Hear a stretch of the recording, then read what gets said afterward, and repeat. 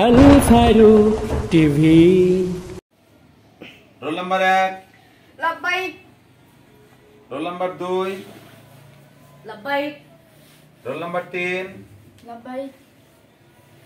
আতি এদিকে আসো।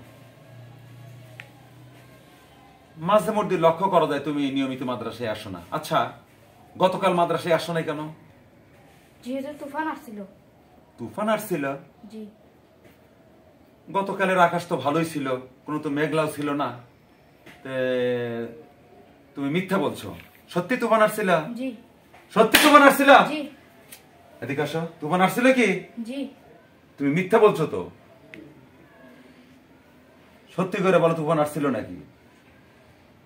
যেহেতু আমার বন্ধু তুফান। তোমার বন্ধু তুফান? আল্লাহ, হায় রে মানুষ। হ্যাঁ, মুসলমান, তাও সত্যিকারে মুসলমান হতে পারলো না।